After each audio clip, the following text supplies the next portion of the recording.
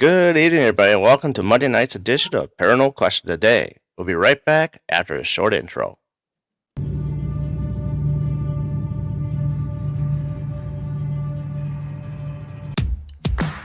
Hey everyone, this is Darren Buss of Paranormal Question of the Day. Tonight's guest is DeEtte Ranae. She is an intuitive healer, psychic medium. She is also a Reiki master. She's been in plenty of paranormal shows on Paraflex, especially with Expedition Entity. So all that and more, we'll get to learn more about her and her psychic mediumship and stuff. So, with that, join us, grab some popcorn, grab some soda. It's going to be a lot of fun. We're coming up next. And we're back. Hit the right click button, and I clicked right out of StreamYard. Isn't that great how that happens? It's my son's new little toy here, and it's like, dude, you're messing me up here with this stuff. I've done it plenty of times, so don't worry. And I'm gone.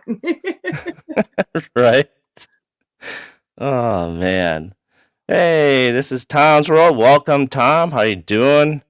So yeah, it's been a minute today on Monday as you started out your day with DeEtte on Facebook this morning, which I caught a little bit of that this morning. Yeah. And we are here now in the evening with my guest, DeEtte Ranae.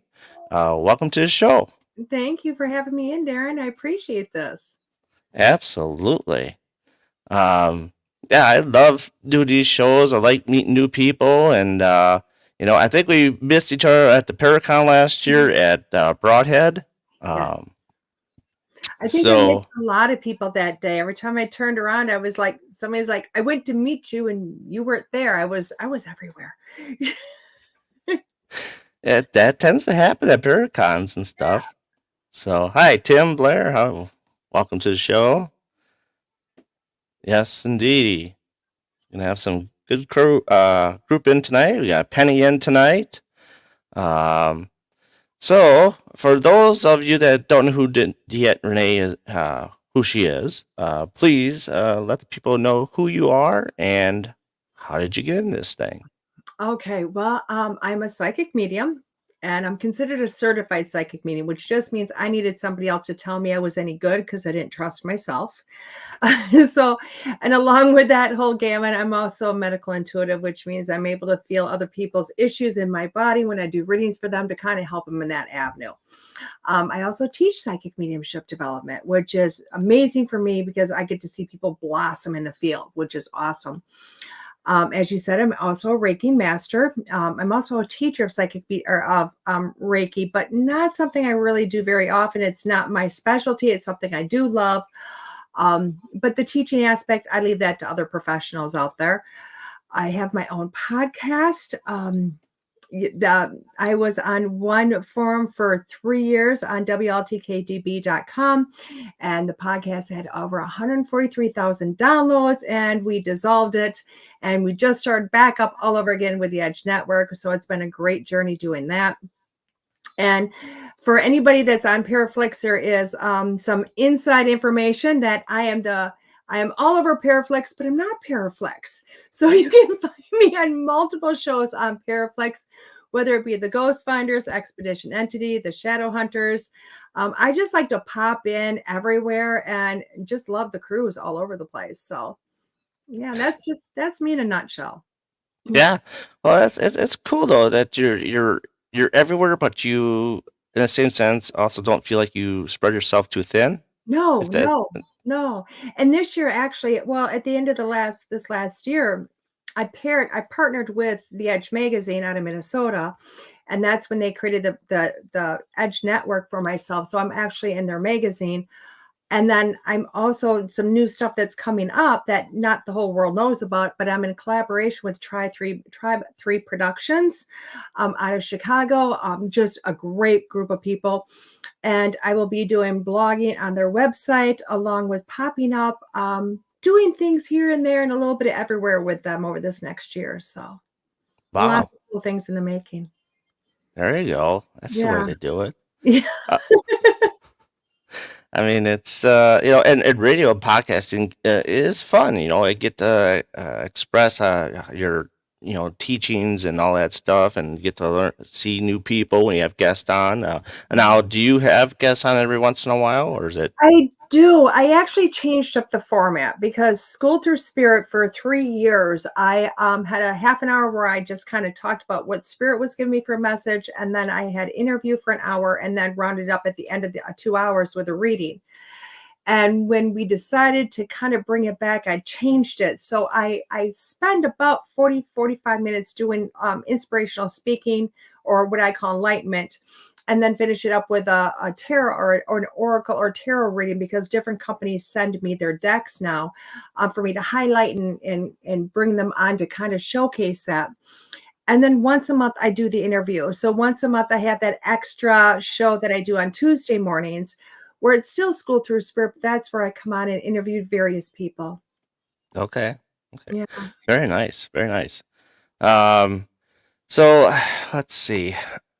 Let's start at the beginning. So when did you kind of realize that you had these abilities? Was it at a very young age, like 7, 8 years old, or was it more later in your life that you realized that, hey, I got something here, and let's go with it?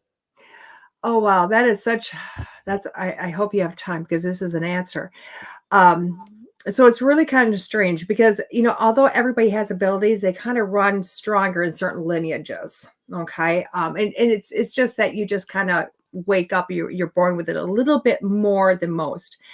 And that was actually on my father's side of the family. But my father had given up rights to me when I was really young. So here's my mom raising this child that just seemed to know everything. I was that annoying kid in school that just was the know-it-all and knew it before the teacher or anybody were asked the question. So this is, it was always like, DeEtte, shut up, DeEtte, shut up. You don't know everything. And then I have the right answer. So that was really my upbringing until I was 9 years old. And then when I was 9, my grandmother was in the hospital. Now, back then, at that time, you had to be 13 in order to go upstairs into a hospital. So I didn't know what the inside of a hospital looked like. And all I knew was my grandma was up there. And I'd gone to sleep one night and had this dream about her. And she was walking me through the hospital, and we were having this wonderful conversation, of which I don't remember a darn bit of that part, because honestly, I was looking at the hospital. I was looking where she was taking me. That was much more interesting than what she had to say. And then I remember us getting to this room, and she opened the door and she had me look at this lady in this bed. And she asked me who it was. And I looked at this lady, and she had oxygen and IVs. And I said, Grandma, that's you. And I looked at her, and she goes, well, who am I? And I went, I'm confused. And that's in the dream when she told me the difference between the soul and the body. And she told me that her body wasn't working anymore, and that her soul was going off. And that I wasn't to be afraid, because I was able to talk to souls, and that's what I would do for the rest of my life. At 9 years old, you don't really care. The most I did was wake up and told my mom that Grandma died. And again, I got DeEtte, you don't know everything. Grandma did not die. I would have gotten a phone call. And a few months later, she got the phone call. Grandma had died. So Wow. honestly, I didn't do anything with it for years. The most I had through until I was probably about 19 was I had dreams. I mean, if I dreamt that you died, nobody wanted to know about it, because you had about a week to live. I mean, I had pretty close range on this. But it was really when I turned 18, 19, when I started playing with tarot cards and Ouija boards and pendulums and all this wonderful stuff.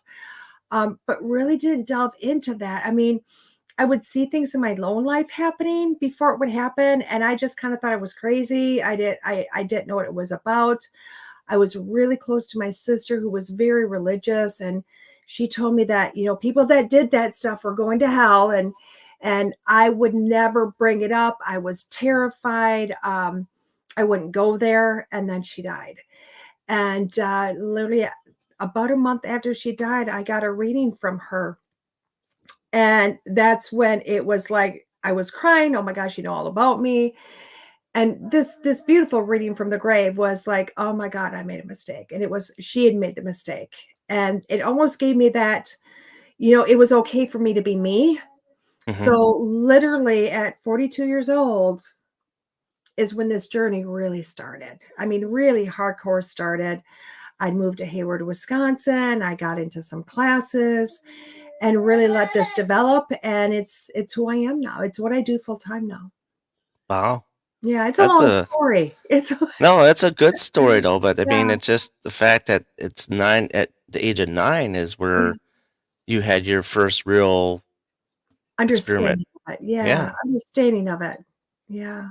So I mean that's where sometimes where things get really heavy Yeah. and you know Confusing age already. right, right. Thanks Amy for joining the show tonight. I just wanted to highlight that you're in here. Um and yeah, I mean it's just I mean, you know, with patients being in hospice and stuff like that, I mean, have you dealt with anybody in hospice? Hospice Actually, I was a nurse for 21 years. So I was around death and dying all the most of time. my adult years. And I would always, and this is where that medical intuitive would come in. I mean, in 21 years, I never had an emergency. I mean, and I thought, wow, my blood, I mean, I had patients die, don't get me wrong, because it's just their Hmm. time.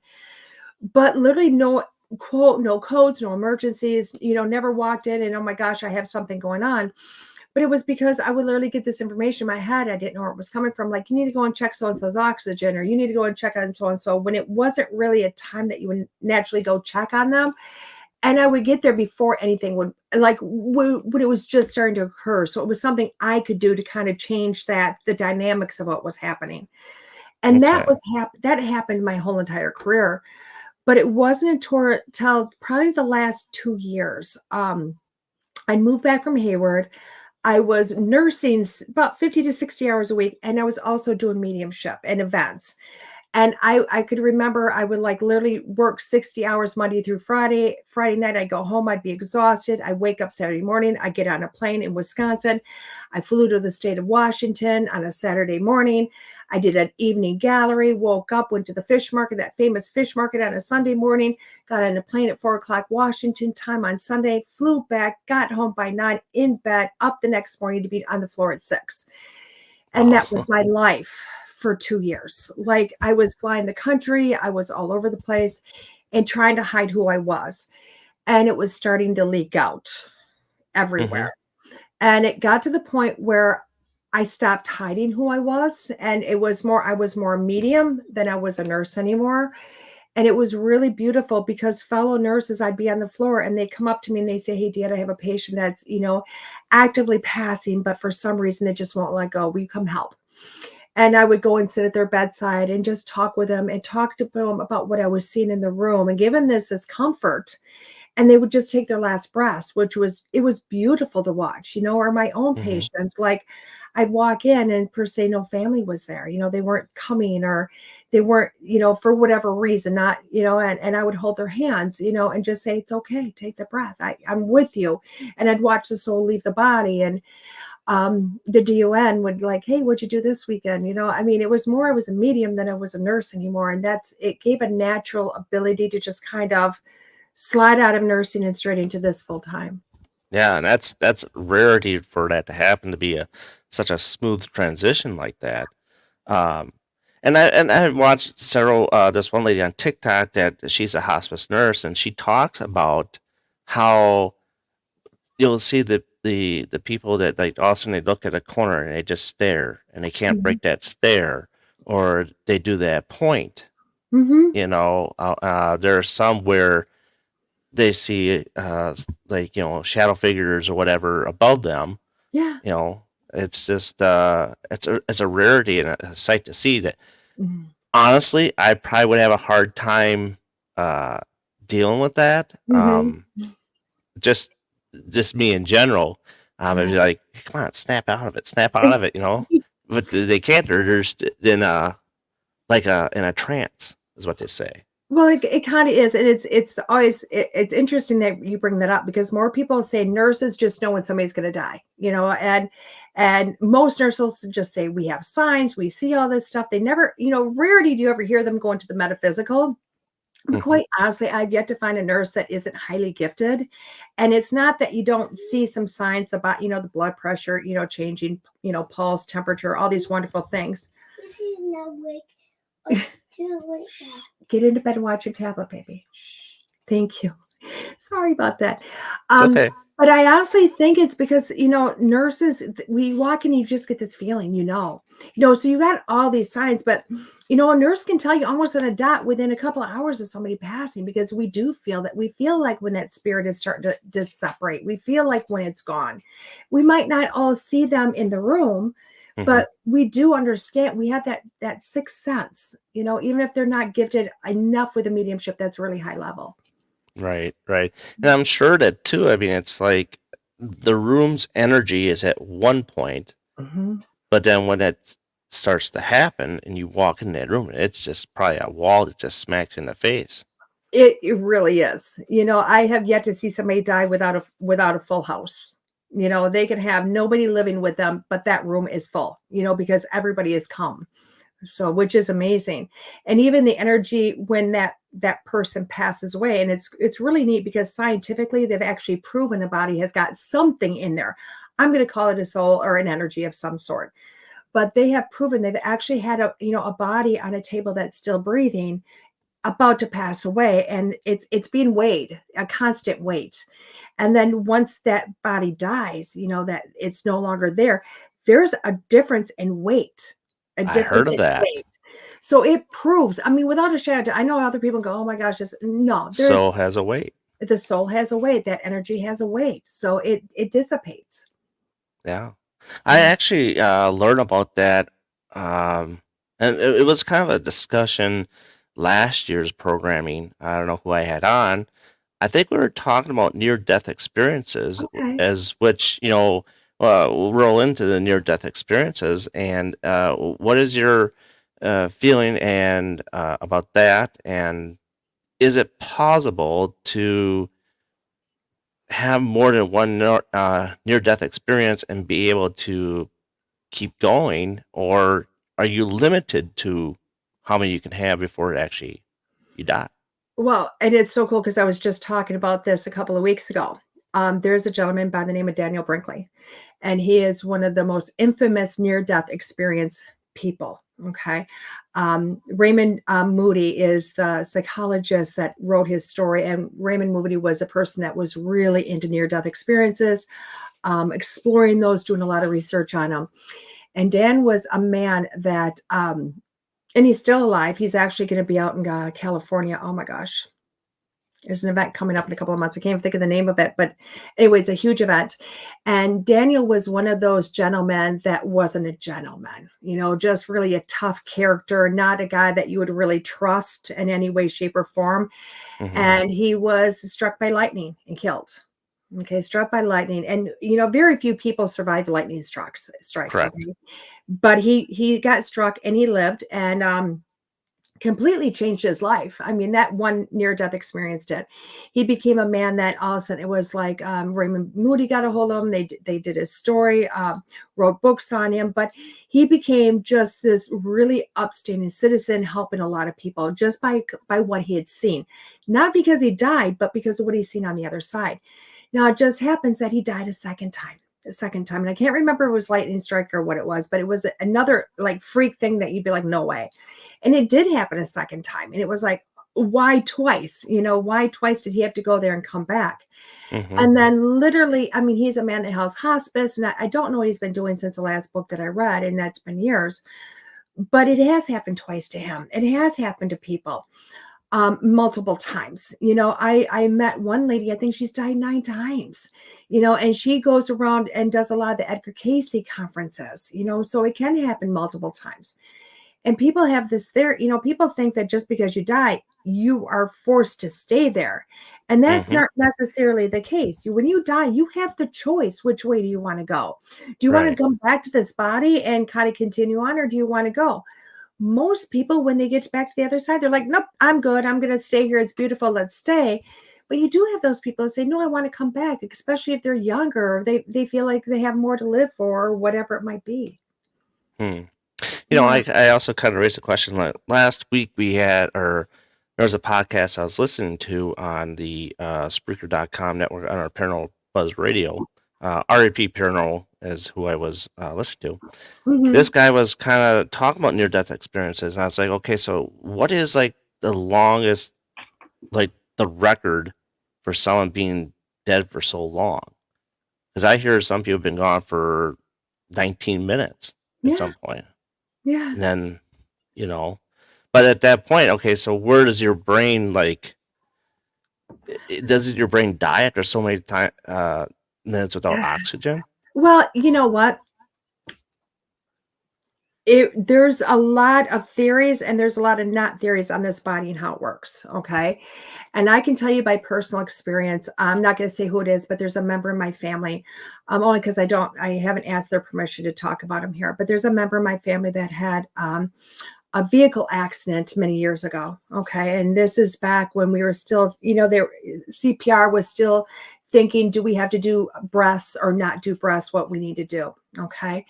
Now they had this car accident that essentially was what is considered the first technical DOA of that weekend. And in the process, although there was a very faint pulse, they were not breathing. Okay. Mhm. When we got into the emergency room and they did an ultrasound, they seen a lot of blood around the pericardium, which they knew there was a hole in the heart at that point. And operation commenced. There was actually 2 holes in the heart. Okay. 2 holes in the heart. Spleen had multiple ruptures in it. 4-hour surgery. Now, from the time of the car accident to the time of the table was 3 hours. 3 hours of not actively breathing totally on their own, whether it be CPR-induced intubation, the body breathing and then stopping breathing. I was told that there was no active oxygen to the brain for 3 hours, and there was 33 lesions on the brain by scan that they could see. Okay. Holy cow. This person was supposed to be in a vegetative state if they lived because of all the research that's been done. Wow. There's a little bit of memory issue, but other than that, this person is up, breathing, active, owns their own business, is a parent, the whole 10 yards, is a rock star. And I've had conversations with the emergency room doctor and the heart surgeon and multiple doctors. And I'm like, they're telling, by all theories, this isn't a possibility. And they said that they have found, and the American Heart Association and all these doctors and all this research has found that our blood carries a lot of oxygen in it. And as long as there is oxygen circulating on somewhere to that brain, and the brain has still got electricity to it, it's still alive. It's not until the brain has got no electricity or considered a brain dead situation is that body going to end. And then I'm going to push a little bit further because that's what science says. Now, who knows when it comes to spirit? Who knows when it comes to spirit? And I always laugh about that because there's an old movie. And oh my gosh, this movie's probably 1980s. And I can't, I could remember, wish I could remember the name of it, but it's about a gentleman that dies. I mean, he's very, athletic. He was a football player the whole 10 yards. He's riding his bike and he's going under this bridge and a car strikes his body and he dies. He gets yanked up to heaven. And, God's looking at him going, why are you here? Mm-hmm. And the angel looks at him and goes, well, I wanted to save him. That was going to be a hellacious accident. He was going to have all this pain. And he goes, did you take into account that he was athletic and he was going to miss all of that? So the angel takes him back to his body and the body was massacred. So there was no way of putting it back in. But it really was, even after something like that, they were still going to attempt.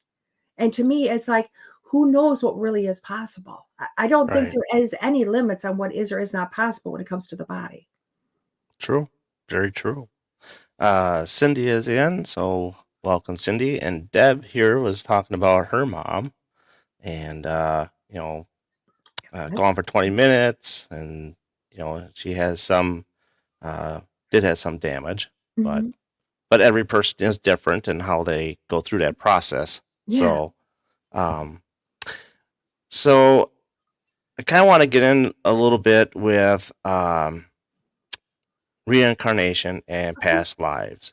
So what are your feelings and thoughts about that? And do you think that the way how we are today, Mhm. does that reflect on who we were in our past lives, or it's completely something different? Like, say, if someone was a criminal Mhm. in their past life, but now today they're more of a different kind of human being, that they're not a criminal?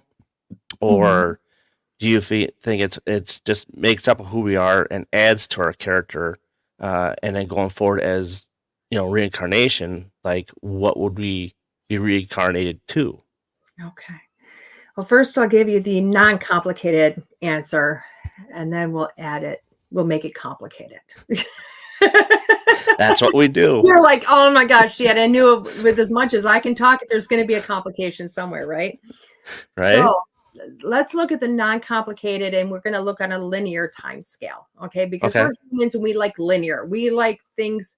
For us to even go to past lives, oh my gosh, that's kind of a pull for a lot of people. So let's think of it as linear. Tim is like, here we go. No, I'm all for it. Tim knows. Here we go. So when you've got the linear aspect, and we like to see this time, even in our own lives, we like timelines. So if we look at lives as a soul, as a past life, we're going to put that on a linear, aren't we? So yes, in that aspect, if you're looking in a linear aspect, yes, our past lives of who we are definitely recreating who we are today.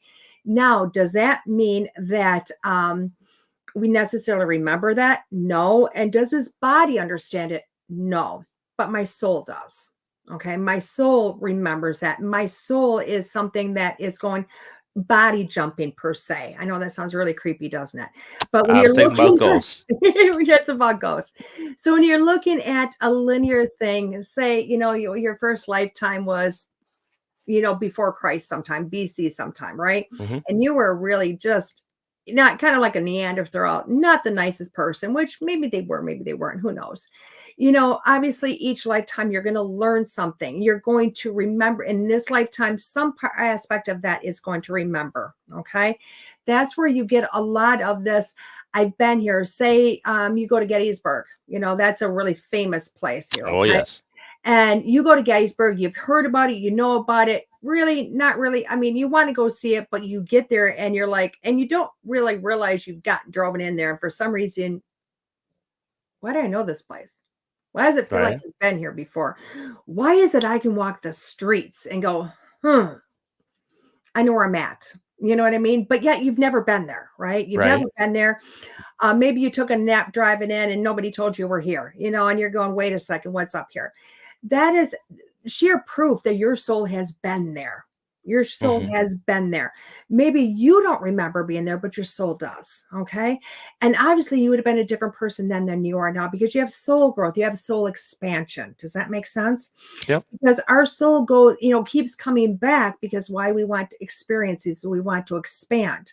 The soul really only knows pure love. It just knows unconditional pure love. That's what it knows. For it to grow or expand itself, expand upon its awareness, it's got to get into a body. It's got to kind of, Wonder Twin Powers activate type of a thing to have this beautiful experience. Okay. Right. So yes, when you're looking at a linear aspect, yes, past lives that happen, we're here, we continue, blah, blah, blah. Unfortunately, this is where it gets confusing. And it's a fortunate thing, but it becomes very confusing. Okay. Because we are, as people, we want the linear. The soul doesn't think linear. The soul doesn't think linear. So for the soul, all these times are happening at the same time. It's all happening at the same time, and that's where this one thing starts to happen. And I know you, as a paranormal investigator, how many times have you walked into place and you're getting some EVPs and whatnot? But wait a second, what time zone? What time period am I in? Right. And sometimes they're talking like it's happening right now, and you're going, wait a second. What's going on here? I mean, have you ever questioned that? When you have this EVP, you have this person talking through, right? And they're talking to you in their language, in their time frame, all these things going on, all that makes sense, but boom, it sounds like it's happening right now.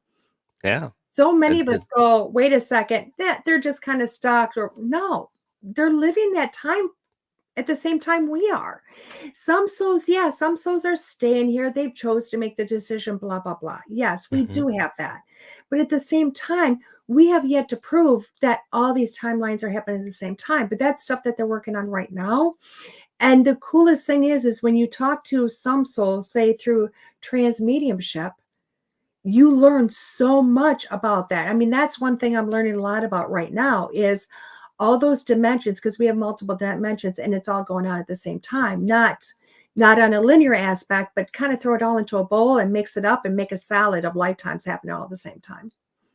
Wow.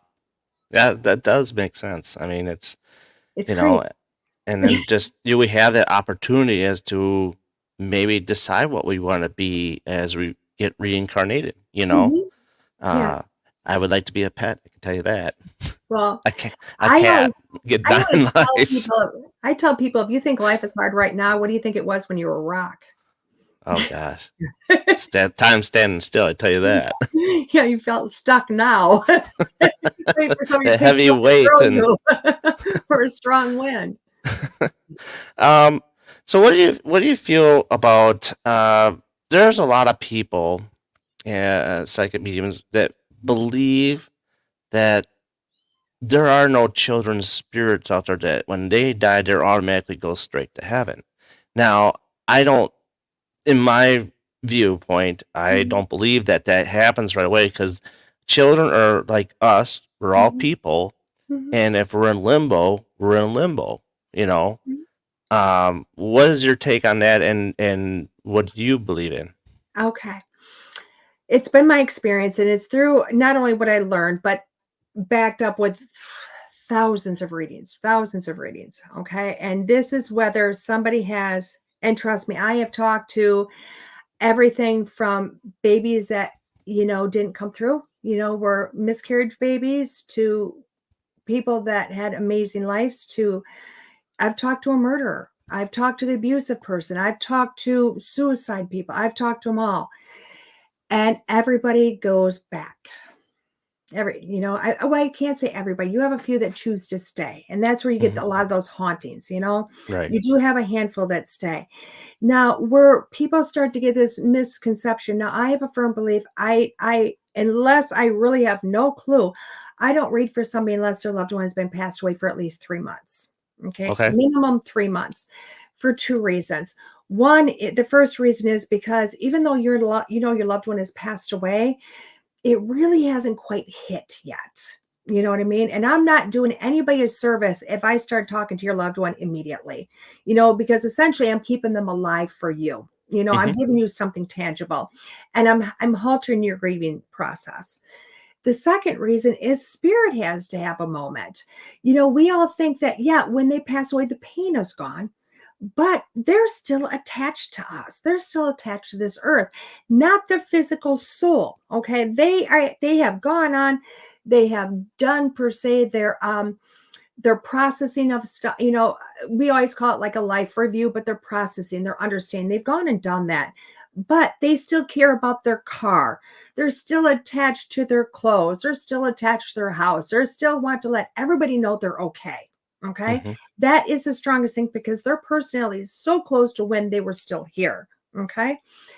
The further they get away from their date of death, the less they care about their car, the less they care about the clothes, the less they care about the house. They don't care about the insurance money. They don't care about the ring that got lost. All that stuff starts to go away. And that is with every soul. Okay. Every soul. Even the ones that you look at it that like, oh my gosh, they're just, how could there be a heaven for them? There is. You Hmm. know, they might have to go through a little extra to do a little healing, a little bit more processing, but they still cross over. They still go there, you know? Yeah. And I like that because so often you hear, and I hate where religion comes into this because religion says, oh my gosh, unless you've been baptized, you're not going to, well, no, that really, no, sorry. Even the unbaptized go, No. and whether you want to call it heaven, the afterlife, whatever. Limbo to me is, not necessarily more, I don't see it as limbo, unless limbo is more held for those ones that choose not to cross, those ones that Hmm. choose to say, I'm going to stay here because for whatever reason, they're not going to go on. Stay there, baby. He's going to come in and say hi. Sorry. That's okay. Oh, God. He's bringing him with a pillow. Well, I mean, it's one of those things that it's just one of those things that I that's why we get children EVPs every once in a while, and it's okay to hear them. And two, with the transition period, I've heard that sometimes it could take a year for transition for spirit to make contact with a loved one. Well, not necessarily. I will tell you what, loved ones make contact instantly. They show up to their funeral. They show up in dreams. They show up to say hi. The biggest thing a loved one, when they die, they want to do is tell you they are okay. That's what Mm-hmm. they want. They want to tell you, I am okay. I'm still here. Okay. Tim Bear there, he has written a phenomenal book called Ever Near. Okay. And it's a journey with him and his wife since she passed away. Because we have this thought process that when the body dies, we die. That's our thought process because that's what we know. Okay. If we Right. don't have a body, we're dead. Honestly, all that's happened is a transition. They're Yeah. not, the soul doesn't die. It just transitions.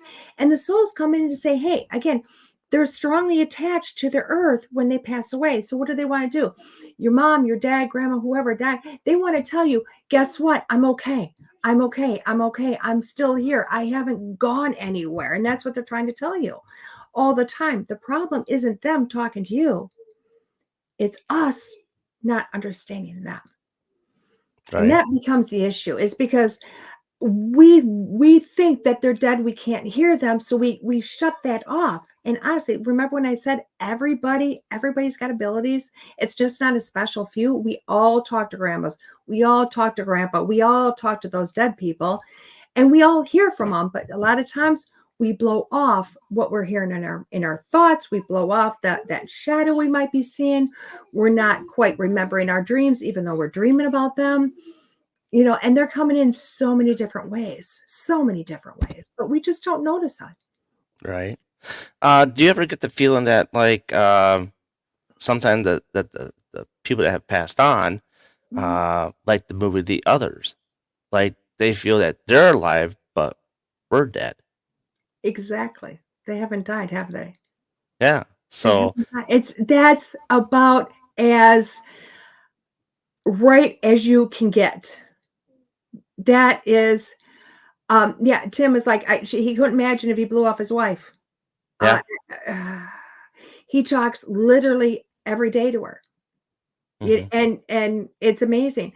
But yeah, in that movie, and that's an incredible movie, because I'll tell you what, that one, I was like The Others. Yeah. Oh yeah, I remember that was that movie had me on my seat.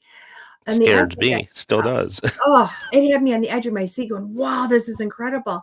But that's exactly it. We don't, just because the body isn't here doesn't mean we die.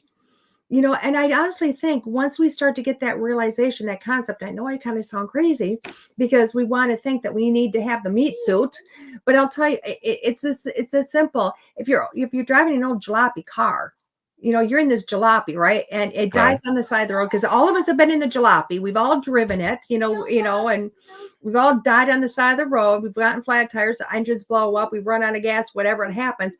Just because you get out of the car doesn't mean you died. Right. The car died, you didn't die. Does that Right. make sense? So when this car dies, doesn't mean I die. It just means this body doesn't work anymore. Doesn't Yeah. mean I die. Just the body did. But we haven't, and there's a consciousness. It's a changing of thought process. It's a changing of belief and a way of seeing things. And I'm going to tell you what, I think they're going to prove a lot over the next 10 or so years, scientifically, to catch the rest of the world up. But in our world, we want science. And I will tell you what, ghost hunters, paranormal people are some of the best science we have to prove this. And shows like the Ghost Finders, or Holzer Files, all of them, and Yeah. everything that's streamed at indie shows, you guys are proving it on a regular basis that they're still here. They're still talking. They haven't died. It's just kind of making the twist go, wait a second. What really am I catching? What really am I proving every time? Right. Right. And I'm always one for, thinking outside the box instead of doing like the obvious stuff every once in a while. Because, sometimes the obvious gets a little boring. Yeah. So it's like you guys say, hey, like the newer Dead Bell that just came out. Mm-hmm. This past Saturday night, I got to see 4 of them at work, and those things are amazing. Right. And it blew my mind. It knew how to ding that bell because it runs off of EMF. So, Hmm. Well, um, I'll tell you what. I was at Old Baraboo Inn over Halloween weekend. That weekend, mhm. and we're in the basement. And I don't know if you know who Scotty Rourke is, but Yep. Scotty's running. You know, Scotty's I love Scotty. He's just a soulmate from many lifetimes. And we're down there with a group of people, and I was observing everybody else because I was supposed to be the reader upstairs, and I was sneaking out to go see the basement. And of course, Al Capone comes through, right? And everybody's like all excited because it's Al and blah, blah, blah. And I think it's pretty cool. And I went, Scotty, can I ask a question? He said, yeah. And I said, Al, if it's really you, where did we first meet? Oh, And everybody was like, what? And he goes, up north, the cabin. Because the first time I met Al Capone was in his hideout up by Spooner, Wisconsin. Mm. Now that's somebody that tells me he's not dead. He is living. He's still going to his places. He's still doing what he wants to do on the other side. He's not dead. His mind is still there. His soul is still there. He's still interacting, you know, Right. and he's still having intelligent conversations, and he's still remembering people. Wow. And just so you know, it'd been like 12 years since I met him. Very, very interesting. Yeah. I'd be very interested if you come up to the Washoe County Historical Museum one time and see how you like that. I don't know if you've been up there yet. But... I haven't, never heard of it. So yeah.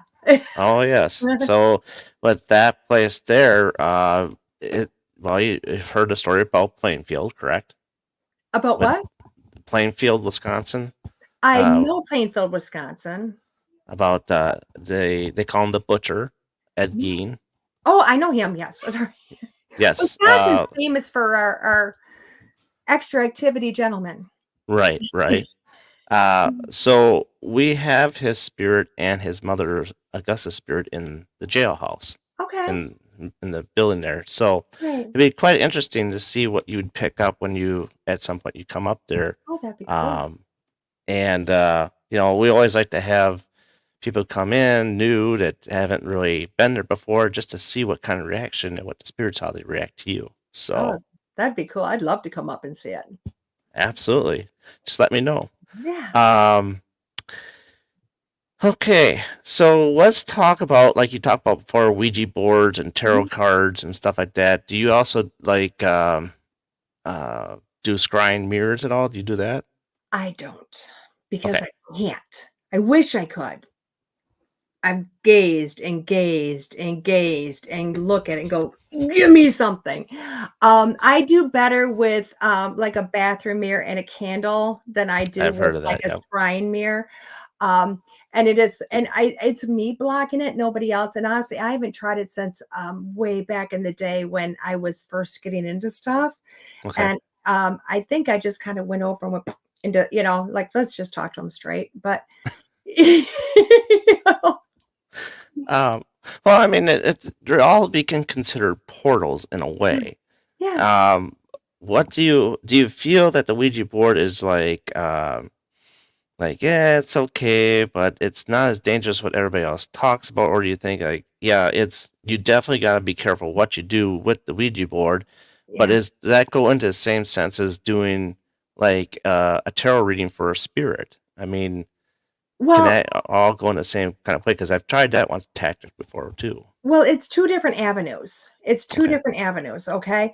Tarot cards are going to be psychic. Okay. They're going to be psychic. They're going to be all about you and your energy, where a Ouija board is about the dead. Okay. So let's just go dead people versus living people. Okay. So you're not going to get the same effect. Okay. If you're doing that. Although with a pendulum, you can go either way. It can be psychic. And I've had people that have come out and used pendulums to speak with the dead as a mediumship. I've had students that do it. Oh my gosh, they're rock stars with them. Mm-hmm. Now, Ouija boards, I'm going to go with the Ghost Seeker, Midwest Ghost Seeker there. I'm going to say it's a tool that's got to be respected because it's a tool is what it is. It is definitely a tool. In this house, we've used it once. I won't use it again in this house. That I live in a haunted house. I've used them with my daughter for many, many, many years. Right. and never had an issue. We cleanse the board, we see who we're talking to, blah, blah, blah. The problem with the Ouija board is you don't know who you've got on the other side. And that Right. enhance is the issue. Okay. That is where you go, wait a second, where am I sitting at with this? Okay. Now I will tell you, I always get kind of which world am I living in? Okay. Because my psychic mediumship, my woo-woo world, those spirits never want to hurt me. Why? Because it's your grandma. She don't want to hurt me. She wants to say hi. She wants to, and I don't know if your grandma's on the other side, but it's that world. I Right. got the paranormal world where, you know what, you never know what might happen, right? If I'm going to walk in, I'm walking into somebody else's territory. Okay. Now you've got where the board can go. It can go here. It can go there. It can go a little everywhere, if that makes sense. Because I've also done some remote viewing for the Warren Legacy Foundation, which when I do that work for them, when they get a hold of me, I am looking at some of the hardcore cases that they will get that will be some really lower energy, either dead people that are really lower energy and or something that maybe isn't quite, in a soul type form anymore. And you Right. never know what a Ouija board is going to pick up on. So it's a tool you really do have to have a lot of respect for. So Hmm. if you're going to open it up and you're going to use it, make sure you know who you're talking to. Could that be the same way in a sense as also using a digital voice recorder for doing EVPs? Yeah, it's the same thing because you don't Same know thing, who you're going to have. except for without a board. Except for without a board, and that it is, and you have a lot of people, and I've talked to people that get into it in their own home. You know how they always say, don't ghost hunt in your home, ghost hunt Hmm. someplace else. There's a reason for that, Yep. because you're going to stir up stuff. In this home, we have three active spirits. They come, they go, they do whatever they want. They're happy with us. We're living in a commune type say, but we also recognize that this was their house first on different timelines. Right. So know who you're talking to. And a lot of ghost hunters, a lot of paranormal people have respect for those spirits. You have respect. You go in, you understand this is their place. You're walking into their place. You give them that respect. Hopefully they give you the respect back. But I'm sure you've either heard the stories or been there when they said, get out. Yep. It's time to leave. That's it. Sometimes I do, and sometimes can you just give me an answer first? You want to just go, come on, I'm not going to yell at you, but please. Yeah, Please pretty let's please, work with it. I mean, it's one of those things. I mean, you always look for the Class A EVPs and stuff like that. So I feel Ouija board is the same as every other tool. Yeah, and the communication, yeah, I agree with that. Now, when it comes to portals, I've always heard the theory lately is everything is having a sonic boom, or it's only open for a certain so long, and so many spirits come out, some other travel some other places. What is your take of that? You know, um, the portals I've dealt like when we have a portal in this house, it's constantly open. It's not an issue. It's not like a portal where a lot of nastiness is coming back and forth and blah, blah, blah. It's there. I have a friend that's got a portal literally in the closet of her house, which is really strange, but it's there. And it's weird because you walk in the closet, the temperature is vastly different than like outside the door. And you're like, and it's not like a walk-in closet where it's a different room. This is a short, 1970s closet. I do believe some portals can open up short period and then close back down. And I do believe if a portal gets reversed, it becomes very negative, So Hmm. I think it's another thing you have to kind of be careful with. I guess as you mix the good with the bad, and Yeah. that's where the tide Yeah. changes. Yeah. There's a lot of stuff out there we still don't know about. Oh yeah, that's why I You like know? this field. It's constantly Yeah. evolving and different things with different gadgets and different ideas and uh you know some there are some shows out there that I'm not going to mention that who they are. Hmm. I think that they go at the wrong kind of approach. Yeah. I mean, how would you feel if somebody went in your house and say, "Tell me who you are now"? I I like want it. everything now, now, now, now. It's like, Right. how could you demand that from a spirit when they're going to talk to you when they want to talk to you? It's like I keep telling people, "Hey, we're on the clock. Hmm. They're not." Yeah. They're not at all. It's us. And sometimes I think some of that, I'm not there when it's being, made. So I'm wondering how much of it's for TV Mm-hmm. versus how much of it is for real legitimacy. But I'm not there, so I don't know. Right. You know, Right. And unfortunately. I've seen a few things that go wrong during SS methods or Delco Yeah. experiments and stuff like that. It's like it gets pretty intense sometimes. So Yeah, I tried the uh exit method. It doesn't work for me. I was so sad. I I have a was hard hearing it in time my with it. head. Yeah, it was it was like I was hearing messages in my head and not hear through the Hmm. static. I was like, I'm so confused. I can't do it. It's that all that pink noise and that just drives me nuts. I can't do that. Um so let's get into a little bit of what was your like first location that you actually went and investigated and uh, dealt with your abilities. The first place I ever went would be Sheboygan. First place Okay. I ever went as an active, I don't know what the heck I'm doing, facility. And obviously they do tours. They do paranormal tours because I'm sure you've gone there. Yep. And as we're walking through, and I've met some amazing people that work there, which is awesome. But as we were walking through the place, obviously the tours got multiple people, and they're up here and I'm back here, and I was getting all this information. Of course, I'm talking about to the spirits directly, getting all this information. So the back half were listening to me, and I'm going that, all this information. And then we'd stop and they'd put us in our lines against the walls. And then the tour guides were going, this happened, this and this and this. And they're like, we got our tour guide back here. So, I mean, for me, it was a lot of fun, but I wasn't understanding the tools they were using. Right. So we thought, myself and my daughter, a friend, and her small team, thought, let's do this. Let's go over to Edinburgh Manor. And I thought, this is cool. Let's go over there. And I looked at everybody and said, have your gadgets, your tools. I have to go as a medium. I'm sorry. I just can't do the tools. I need to go in as me. Hmm. And my daughter, who's got a lot of abilities that are, just, they're strong, but they're kind of all over the place sometimes, because that's how we are when we don't have tons of experience. She was using a pendulum, and she was using her abilities, and she was getting stuff. And of course, my friend was a psychic medium also, and she's part of this team.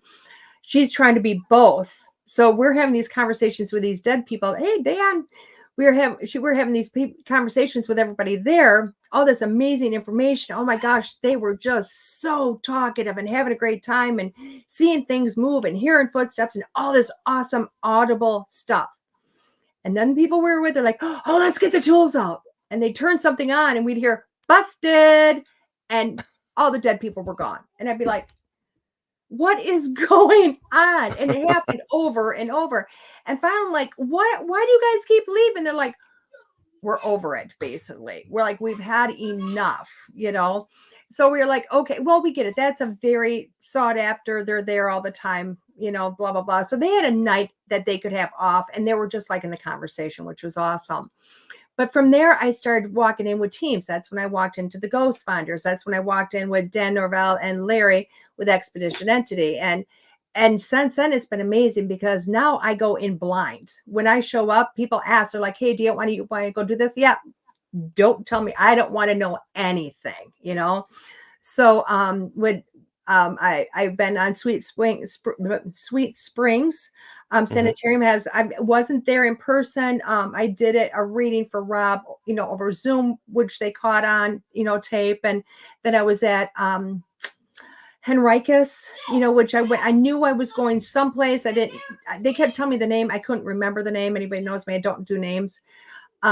Showed up totally blind there, had a great time. And then Dan and Larry took me up to Bad Axe. I think it is Bad Axe, Wisconsin. I think I've seen that. And it was, I got jumped on the side of the road by a dead person. Not fun. 2 dead people. But anyway, they got it on film. But yeah, it was incredible. I love going in blind now. So, and I will honestly say Bad Axe is probably, Bad Axe was awesome. But that was probably the best time I've ever had. I mean, grant you, I ended up in the emergency room by the end of the night. It didn't end good for me on that day, but it was just amazing, because of the information that came through, and walking in with Dan and Larry and Paige, because she's the historian, and getting all that amazing information. So, in a group that was like, let her go, let her start talking, She's Mm-hmm. like, I felt terrible too, Dan. I vomited for 5 hours. Oh, Jesus. Yeah, I got jumped. I got jumped. Not at Bad Axe, at DeSoto. I got jumped in DeSoto. So, yeah. Wow. Can't That's can't interesting. stop That's that. the first I ever heard of something like that, being Yeah. jumped in the car. No, I wasn't jumped in the car. We stopped to look at a historical site. Oh, okay. Sorry. Here we Got it are, mixed and look screwed. at historical. Boom, and I about went down. I did. I turned around and went, "Oh boy," you know what I I mean? think I seen that part where you Yeah, weren't doing so I hot. was not doing good at all. And by the time they got me in the car and got me moving, I was vomiting over, and I had really bad vertigo. By the time they got me home, it stopped. I got in the house. And then by the time I got in the house and they left, I was waiting for my daughter. All of a sudden, I couldn't stand. She got home. I was like, I have to go to the hospital. And they did a stroke code on me because they thought I had a stroke. My labs were all over the place. My literally, and it's really, to me, it's really cool because I teach how we use things in our body. We use our magnesium, we use our potassium, we use things in our body to raise this vibration. Mm-hmm. And Mommy, the week prior, Mommy, give me 1 second, Mommy, baby. the fire. There's no more fire because it's small. I will make it big when I'm done, okay? Okay. I will make the fire big, not you. Anyway, so the body goes through a lot. And The fire will make it big. I will make it bigger. I have a wood burning stove, so he's like, it's getting little. But so the week prior, I had just had all my labs done, all of them, and I was normal for everything. And literally, this incident dropped everything right now. And even the emergency room doctor was like, okay, you haven't had a stroke, which is good, but what were you doing today? And I went, ghost hunting. He went, I think it's affected you, Yeah. And thank God I got an amazing doctor, that has got lots of documentation on me and whatnot. And he looked at me and said, I can treat you, but this is all spiritual. You need to go find somebody that can help you there because medically there's nothing I can do, Right. other than give you like fluids and potassium and this and that. So thank God I had that. And, Dan crossed one of the spirits was amazing. Another friend crossed the next one a week later or so, 2 weeks later, whatever it was. And life was back to normal. Wow. Yeah. Now with you being sick like that, I guess I couldn't classify that. What place that you've been to that really scared the crap out of you? Like you just like, okay, I can't be here. I gotta leave. No place has actually scared me like that. Not as in a spirit or anything like that. Although I will tell you, the only place I've been scared out of was Edinburgh Manor. But I will tell you, it had nothing to do with anything per se happening there. One of the people that I was with said that she was talking, or one of the spirits told her we needed to make a decision to leave by 10, or the nasty was coming out after that, basically. So I was scared off by a human, not by a spirit. Does that make sense? No, that makes sense And because dealing with a bunch of people that really had no experience doing this, wanted to help the situation it better. wasn't helping the situation. Yeah. See, I've been there one time, and I couldn't go in the boiler room. Oh, okay, yeah. Well, that's where she said the guy was at, and I couldn't go in there myself either. I went in there, went, nope, ain't going in there. Back to right out of it. Because it's like where I thought I saw somebody is they told me, well, that's not normally where he is. He's behind a boiler. Okay. And I felt like I walked down in the pit, walked around in the whole room, the other second half of that room, came back, went up the stairs. I'm like, you turn this light off, it's gonna jump me. Yeah. It's not gonna be good. And that's why I couldn't do it. Yeah. So yeah. And that was my thing. And that's where thanks, Dan, for stopping by. I was the same way with that room. I was like, nope, not going in there. Nope, not going. But I didn't talk to him. So he didn't scare me. The energy was there. It's like not going there, but I didn't talk to him. I didn't get that experience to go, boop, in September, I'll get my chance to test it out again for 2 nights. Oh, there you go. So I will tell you what, I do love Edinburgh. I do. I love the place. There's lots to be had there, even during the daytime, because some locations, and people do get confused, like, well, how come you don't investigate during the day? Why is it always at night? Well, at night it's mostly quiet because the traffic isn't as heavy. During the No, daytime is where the heavy traffic comes into play. but they're Now, still but out there, it goes both ways because I don't think the traffic is as heavy during the day.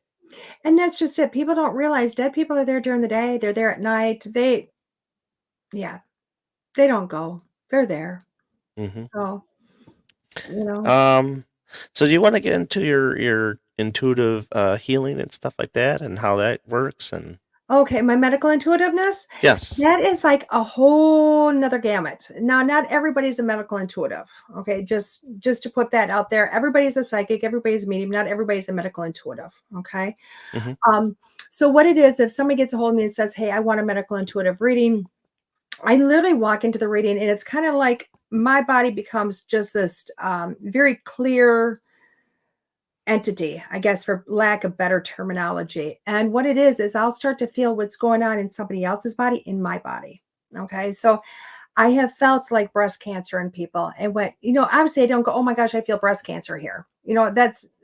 I'm not a doctor. I cannot diagnose, number one. Okay. hmm So I'll never say, oh my gosh, I feel breast cancer, blah, blah, blah. But I've looked at women and said, I feel something right here. I don't know what it is, but humor me, go see a doctor for it, and they've come back to me a year later going, oh my God, yeah, thank you so much.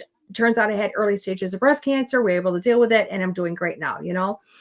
But, I've helped to adjust medications.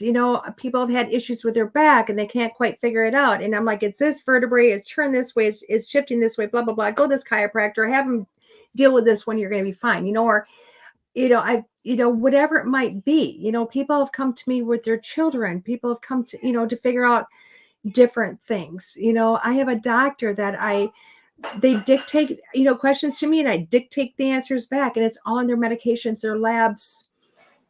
I don't know how it works. It just works really well, but it's literally just opening up this vessel to feel what's going on in this vessel. Okay. Yeah, a lot of people will use it because literally they've gone to doctors and doctors can't figure out what's wrong with them. It's their last ditch resort to go, what is happening with me? And that's the thing that, my wife has got a lot of pain in her leg and they can't figure out what's going on with that either. And I'm like, maybe you need to try this, but there again, I mean, it's it's a matter of saying it, but actually doing it are two different things. Right. Because sometimes, you may not believe in that stuff. So, Well, even in that aspect, the first probably conscious medical intuitive thing I did. Now I'd been doing things. I knew I was a medical intuitive, but it wasn't something I put into practice, because it scared me.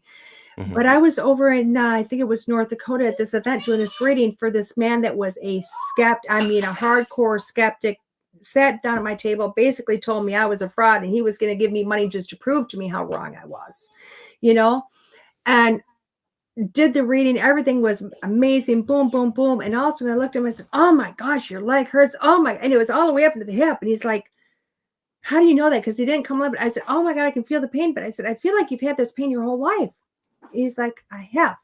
I said, no doctor can figure it out. He goes, no. And I looked at him. I said, what's your affinity with Gettysburg? And he goes, how do you know I like Gettysburg? I said, because you were there, you lived, you died, and you need to go back to Gettysburg to get your leg. And he went, what? And I said, your last lifetime was Gettysburg, and your leg was blown off. So you need to go back to Gettysburg, revisit the scene of the crime, energetically pick your leg back up for the pain to go away. Wow. So that was my first, but it had nothing to do with a physical ailment here. It had to do with a past life ailment. And that's interesting because in my past life, I was told I was a soldier and that I died by being stabbed in the back. Oh, you got back issues?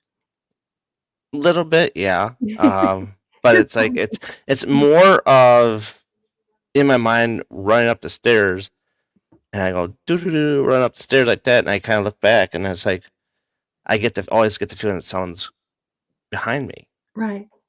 So that's where There that you comes go. into play. So There you go. hey Jeff, how That you would doing? make sense. So yeah, that's all interesting stuff. Yeah. So this is part of the portion of the show. I asked, a lot of people like they had their top 5 bucket list and stuff where they, um, where they want to go. Mhm. I like to change it up for as okay, you get one location for 5 days. What would that location be? I'm going back to Scotland. Not necessarily Scotland. I want to go to Wales. So just a little bit off of Scotland, going to Wales, and that's where I want to go spend 5 days. That's it's pretty haunted out there. I tell you that. That's where I want to go. I've been to Scotland, and I will tell you what. Didn't know where Scotland was. I'm geographically challenged, so badly geographically challenged. And a friend goes, "Hey, what do you think about Scotland?" And I went, "Oh," and she goes, "Do you want to go?" And I went, "Can I get to Ireland?" "Yeah, we'll stop in Ireland for a day." Bonus, I'll go to Scotland. And I got to Scotland, got off the plane, didn't even get out of the airport, and I went, I'm home. I'm home. Walked into Edinburgh, and I will tell you what, I walked the streets, and I could have given you a tour. We went to different cities. I could have given you a tour. It was magical. And all I could do was say, I need to get to Wales. I have to get to Wales. And I never got to go to Wales. So, because I feel like Wales is my place. There you go. There you go. So another one question I have is, what is one object in the whole world that you'd never want to be haunted? And then the second part is what you wouldn't want to touch. Oh, wow. Wouldn't want to be haunted. I can't think of probably a kitchen knife. That's probably about the only thing I wouldn't want haunted. That's a new one. Thinking of everything, like, no, I think it would all be really cool. Nope, not there. I just seen one flying at me. Nope, don't leave the knives alone. Last week was a pillow. Yeah, well, they're gonna just snuggle with me is my thought process. But that night they're angry. What else are they gonna do but throw themselves at me? Think about it. What's the knife gonna do? It's gonna throw it at you. No. So that would be that. So that's that. But something I would want to be haunted. I'm gonna go for the doll. And you know why? It's because honestly, I know everybody gets creeped out by it, but my thought process of say my sister, because she's passed away and she jumps into a doll, I'm talking to that doll and I hope it talks back to me. You know what I mean? I could hold it, I could snuggle it, I'd be like, oh my God, I got you back. And yeah, you're pint sized now, but I got you. So yeah. Interesting. Number one answer is toilet. They don't want to be haunted.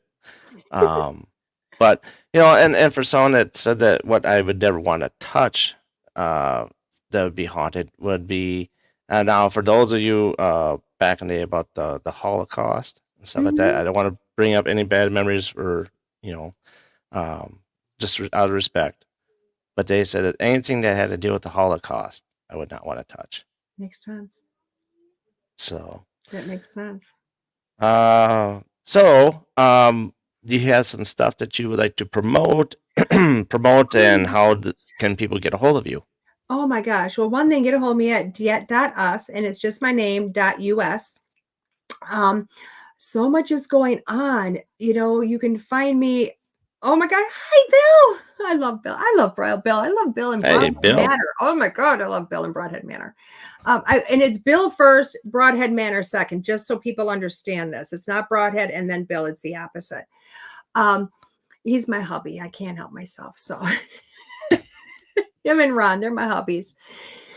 So in March 2nd, I'm in Minnesota, Minneapolis. I will deal with the water thing too, baby. Give me 1 minute. One more minute. Just give me the upper lip. So I'm at the Reawakening event up in Minnesota, Minneapolis, March 2nd, and it's at the Delta Hotel. Better be LOL. And then I'm at Days of the Dead. I love Days of the Dead. It's such an awesome event, which you normally don't find a medium there, but I have the Medium's Lounge, guys. I am the medium in the Medium's Lounge. We have just created that actually in November, which is super awesome. And that's with Shadow Hunters events. So I'm one of their experiences, but we have created that. And that is something you'll be able to find at Days of the Dead every 6 months now as a Medium's Lounge, which is really cool.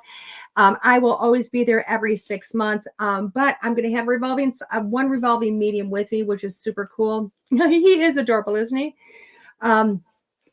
Which is awesome. And I have a tour coming up in a year. I have one tour coming up, a cruise that I'm on. It's a mediumship cruise that is mid-September. They can find that on my Facebook site. You quit. And then next year I have a tour to Ireland with Secret Ireland Tours LLC, which you can also find on my website or on my Facebook site. So, and as always, I'm always doing readings, doing classes, babysitting a lot. I help to raise my grandchildren, which I love. So, and then we have Spirits in the Spring, June 1st and 2nd at Broadhead Manor. So lots going on, and that's all the major stuff, but there's always minor stuff.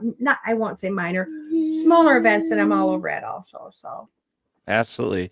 And then you catch her on her podcast, which is called what again? School Through Spirit. School Through Spirit every Monday morning at 9 a.m.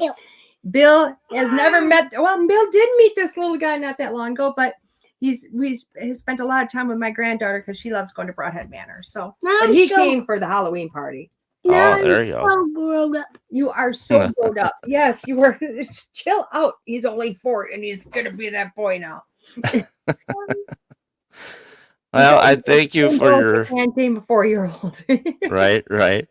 I thank you for your time for joining us tonight. Remember, you've been watching the Paranormal Brew and the BB3 TV networks on Facebook, and you can also catch it on YouTube. You can also catch me on MJS Paranormal on YouTube as well. DeEtte, thank you for coming on tonight. Greatly appreciate your time. Thank you. You got some major stuff to happen here with you, so I'll cut you loose. And yeah, so you all have a good night. I bid you adieu. And next week we have Steve. Bye. We have Steve Dills on from out east. So. Oh, Steve is awesome. Love Steve. Yes. Steve is cool. So with that, I bid you all adieu and so long. Bye, guys.